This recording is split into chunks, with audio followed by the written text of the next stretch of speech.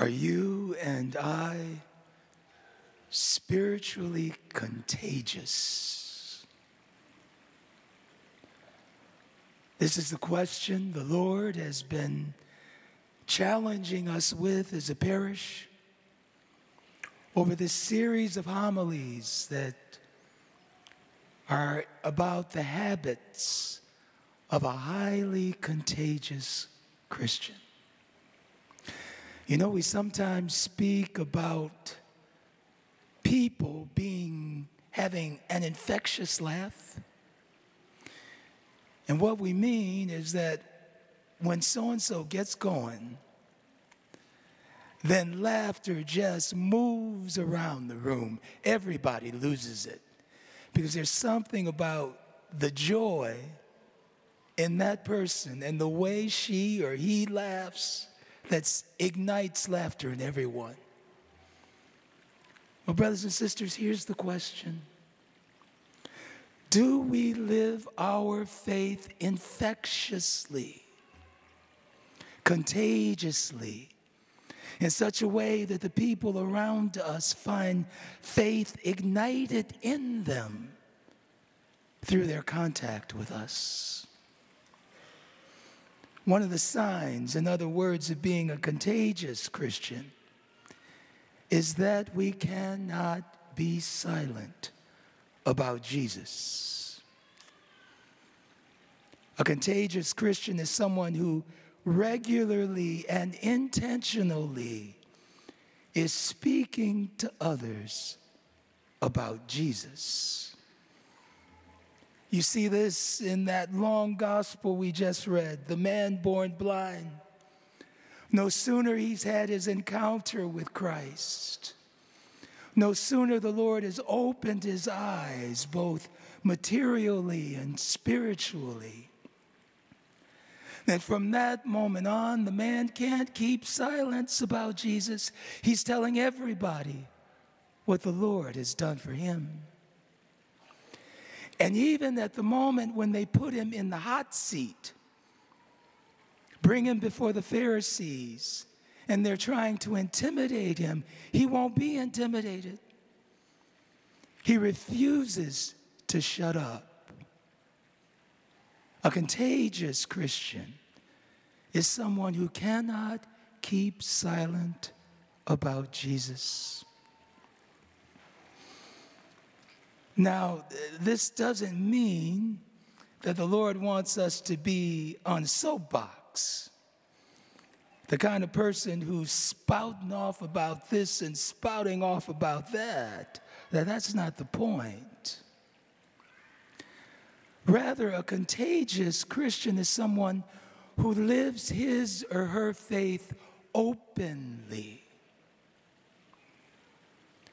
You see, they don't hide their faith as though it's meant simply to be private or because they're embarrassed about it. And neither do they flaunt their faith ostentatiously. You know what I mean by that? These are the people who come off holier than thou. Faith is flaunted, in your face faith. No, that's not the goal either. The goal is simply for a contagious Christian to live his faith openly. And when we live our faith openly, things begin to happen.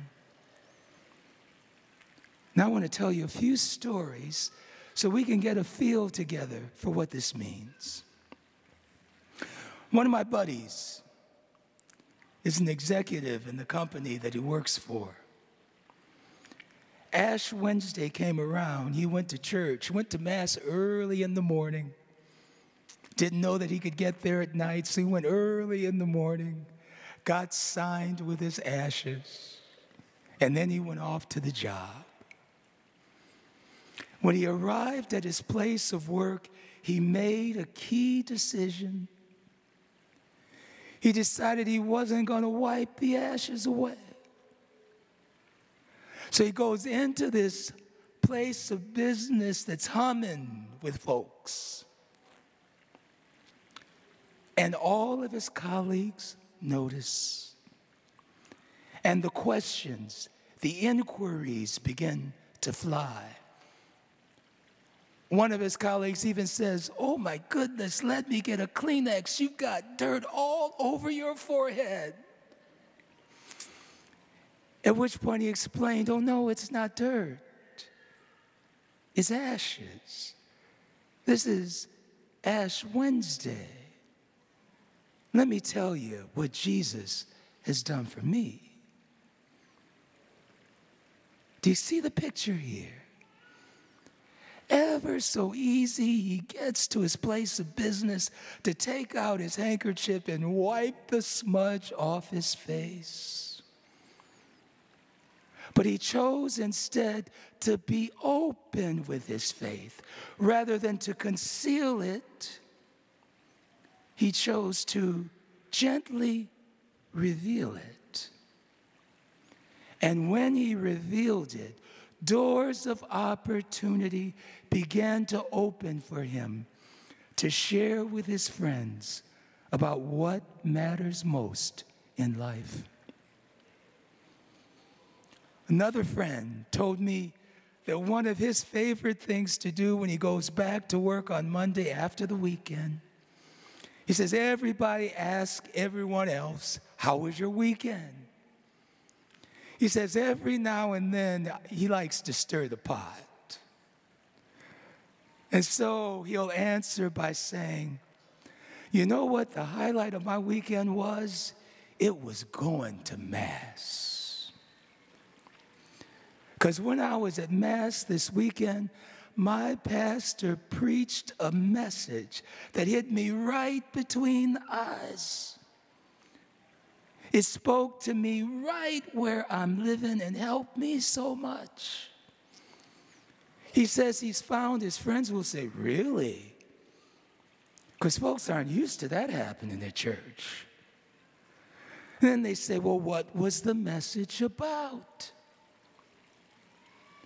And then right at that moment, because he chose to reveal his faith rather than conceal his faith, there is an opportunity to speak up about the difference Jesus makes in his life. One of my good buddies here at OLGC is in a small group. He's also the leader of a big company, one of the leaders of this big company where he works. He shared with me that one time he was speaking to one of his colleagues on the job. And because he's trying to be open about what's most important, he shared with this colleague about his small group. He's part of one of the parish's faith sharing groups. And he kept talking about small group. And his friend said, "Wait a minute, what is this small group you keep talking about?" And then he began to break it down. He says, "Well, I and my wife, along with a number of other couples, we meet together periodically. And when we come together, we talk about how we can best support one another to be the best husbands, best wives, best moms, best dads, best followers of Jesus we can be."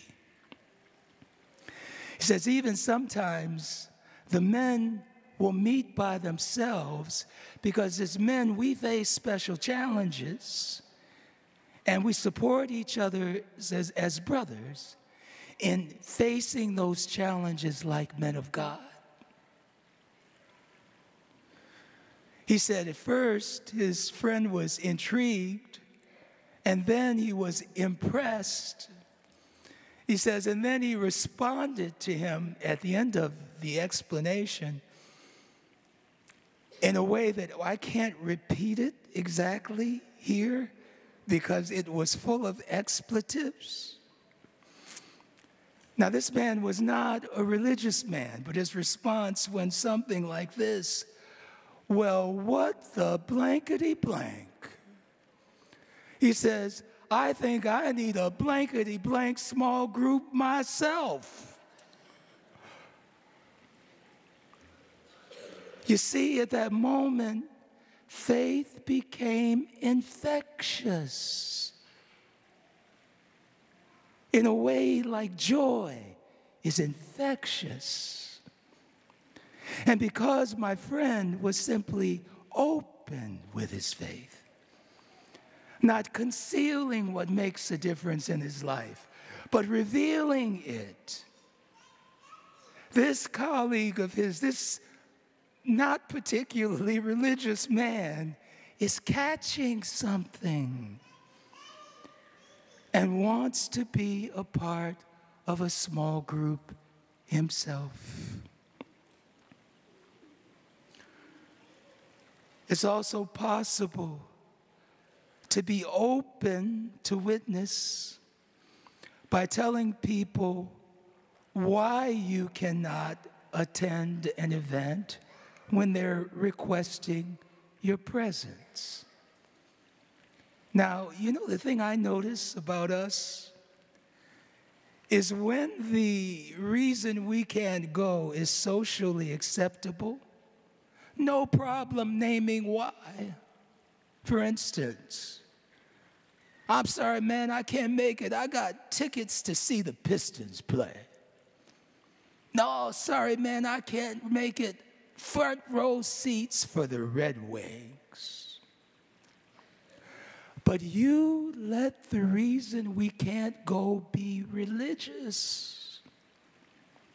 And all of a sudden we go undercover. You know what I mean?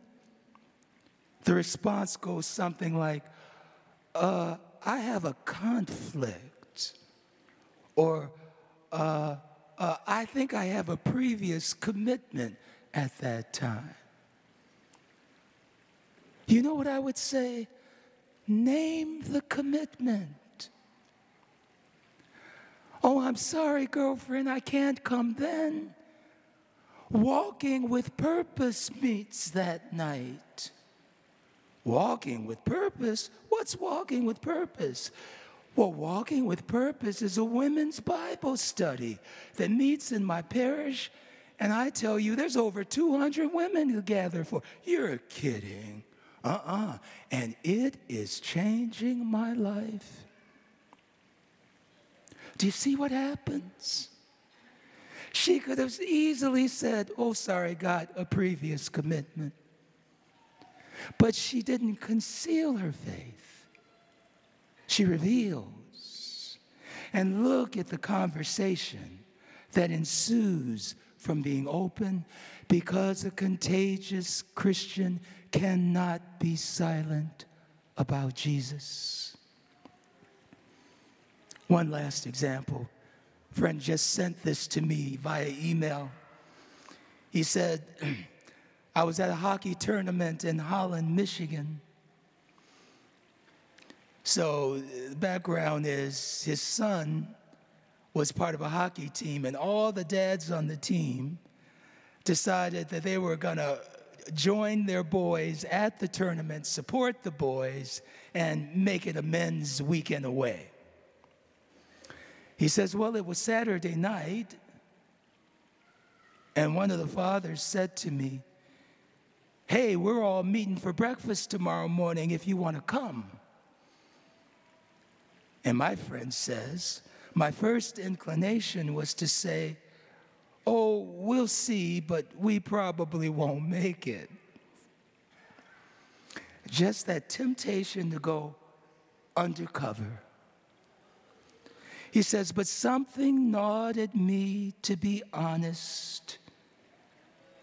And so instead I said, well, my son and I are going to Mass in the morning, and so we won't be able to make it. He said the dad was quiet for a few seconds. Now, doesn't that happen sometimes? And during those few seconds, you get a little nervous because you don't know what's coming next. And then that dad said, you know, my son and I will join you. And they did. You see, all of a sudden, mass attendance became contagious. How did it happen? Because this brother chose not to conceal his faith, but to reveal his faith. He says, this other dad has been really open about his faith with me ever since that moment. He says it was a split-second decision where he was tempted to drop off the radar screen with his faith. He says, but small though it seems, I decided to be honest, and I have seen remarkable things happen just by deciding to be honest. Is it really that easy? That we come out of the closet and be open about what's most important? That we break the silence about this amazing man called Jesus, who's changed our lives. Brothers and sisters, like infectious laughter, faith likes to spread. And it wants to spread through you and through me. And if we reveal faith rather than conceal faith, others around us can catch what Deacon Dave described as that holy virus. Faith is a holy virus, and other people can catch it when they're exposed to us. And so the Lord is challenging us with a simple question here in the season of Lent. Am I a spiritually contagious Christian?